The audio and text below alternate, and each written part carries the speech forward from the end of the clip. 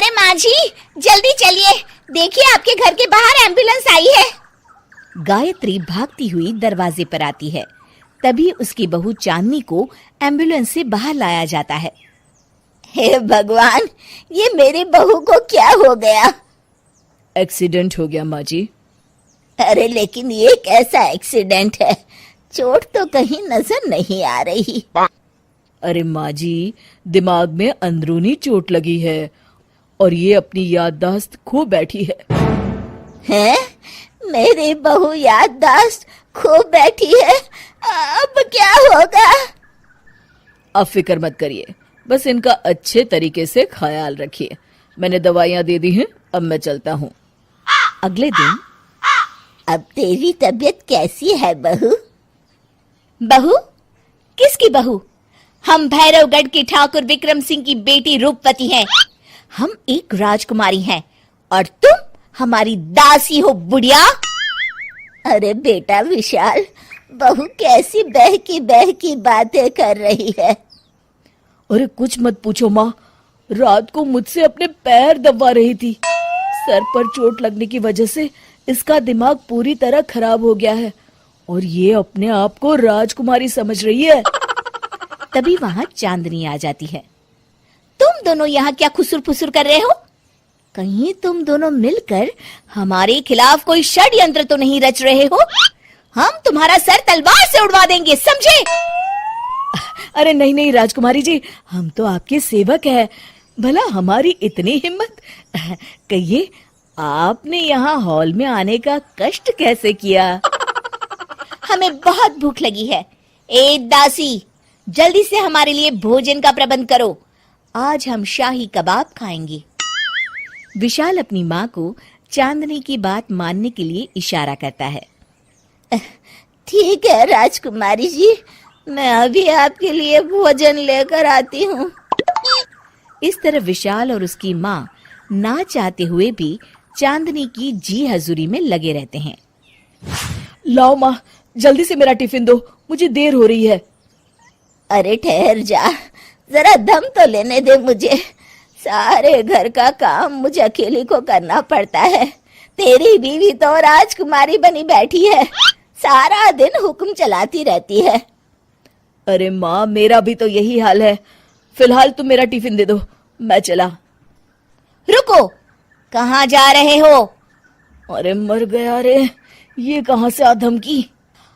आज हमारा जुहू चौपाटी घूमने का मूड है और हमें अपने लिए नई साड़ियाँ भी खरीदनी है। चलो जल्दी से अपना वाहन निकालो और हमें ले चलो।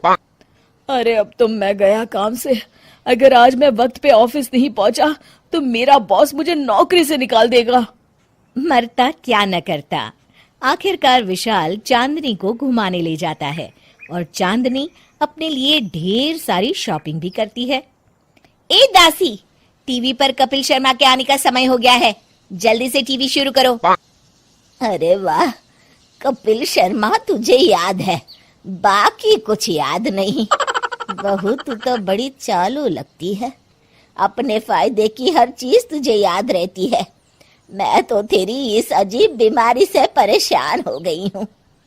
अगले दिन, अरे डॉक्टर साहब, आप इतने दिन से मेरी बहू का इलाज कर रहे हैं, लेकिन उसकी बीमारी तो सुधरने के बजाय और बढ़ती जा रही है।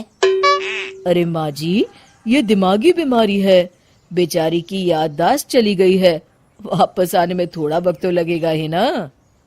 गायत्री डॉक्टर से बात कर ही रही होती है कि तभी उसकी पुरानी सहेली शीला वहां आ जाती है। शीला को देख अचानक डॉक्टर घबरा जाते हैं। अच्छा माँ जी, मुझे एक मरीज को अर्जेंट देखने जाना है, मैं चलता हूँ। ये कौन था? अरे अब क्या बताऊं शीला, एक एक्सीडेंट भी मेरी बहू की याददाश्त चली गई है। ये डॉक्टर उसका इलाज कर रहा है। ये डॉक्टर कब से बन गया? अरे ये तो चमन पान वाले का लड़का है, सारा दिन नौटंकी करता रहता है। अच्छा तो ये बात है, अब मैं समझी। मेरी बहू और ये पान वाले का लड़का दोनों मिलकर मुझे बेवकूफ बना रहे थे। चल तू मेरे साथ। गायत्री शीला को एक बड़ा सा डंडा हाथ में देकर अपनी बहू चांदनी के कमरे में ले जाती है। बहू, ये मेरी सहेली है, एक डॉक्टर है। इसने तेरे जैसे न जाने कितनों का इलाज 2 मिनट में कर दिया है। इसका कहना है कि सर पर जहाँ चोट लगी हो, अगर उसी जगह दोबारा किसी बड़े डंडे से जोर से मारा जाए तो मरीज की याददाश्त वापस आ जाती है। देख, हम डंडा भी लाए हैं। अपनी सास की बातें सुनकर और हाथ में बड़ा डंडा देख चांदनी घबरा जाती है। अरे बाप रे, मैं तो फंस गई। इस डंडे की एक बार की वार से ही मैं तो चारों खाने चित हो जाऊंगी। अब क्या करूं, क्या करूं, क्या करूं? लेकिन गायत्री, डंडा सर पर ठीक उसी जगह लगना चाहिए जहाँ चोट लगी है। अरे तू चिंता मत कर, 2-4 बार मारूंगी तो एक बार तो सही जगह लग ही जाएगा ना। चल बहू, तैयार हो जा। अरे नहीं नहीं माँ जी, मुझे मत मारिए। दरअसल घर के काम करने से बचने के लिए मैंने ये सब नाटक किया था। मुझे माफ कर दीजिए, मैं कान पकड़ती हूँ। दोबारा ऐसी गलती कभी नहीं करूंगी।